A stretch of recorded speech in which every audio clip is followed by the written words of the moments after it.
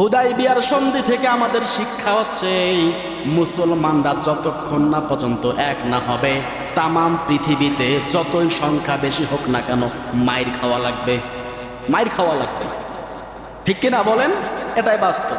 হুদাইবিয়ার সন্ধি প্রান্ত থেকে একটা শিক্ষা আমি বের করলাম ইনশাআল্লাহ। এবার আসেন দেখি বদরের প্রান্তরের যুদ্ধ। আল্লাহ রাসূল সাল্লাল্লাহু আলাইহি ওয়াসাল্লাম মক্কা ছেড়ে যখন মদিনায় হিজরত করল, কাফিরদের অত্যাচারে আল্লাহ রাসূল মক্কায় টিকতে পারল না। বিশেষভাবে তাকে হত্যার পরিকল্পনা করা হলো। আল্লাহ রাসূল অনেকগুলো সাহাবীকে মদিনায় পাঠিয়ে দিয়েছেন।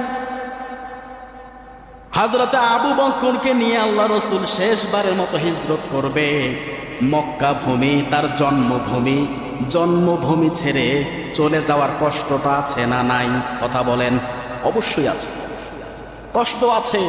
জন্মভূমি ছেড়ে কেউ চলে গেলে কাফিরদের অত্যাচারে কষ্ট লাগবে না? আল্লাহ পাক রব্বুল আলামিন বলেন, নির্দেশ দিয়েছেন, হে রাসূল আপনাকে হিজরত করা লাগবে।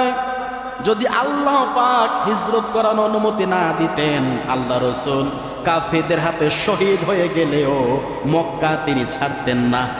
আল্লাহ পাক নির্দেশ দিয়েছেন, রাসূল হিজরত করেছেন। এটা ইসলামের জন্য কল্যাণকর। হিজরত করার দ্বিতীয় হিজরির সময় আবু জাহেল আবু সুফিয়ানকে পাঠিয়ে দিয়েছে, অনেক খাদ্য সামগ্রী নিয়ে, অস্ত্র শস্ত্র নিয়ে পাঠিয়ে দিয়েছে ব্যবসার উদ্দেশ্যে। আল্লাহ রাসূল সাল্লাল্লাহু আলাইহি সাল্লাম চিন্তা করলেন, যেহেতু আবু সুফিয়ান মদিনার দিকে আসছে ব্যবসা বাণিজ্য করার জন্য, আর এদের হাতে যে পরিমাণে খাবার, যে পরিমাণে অস্ত্র আছে, এরা যে কোনো সময় আমাদেরকে আক্রমণ করতে পারে।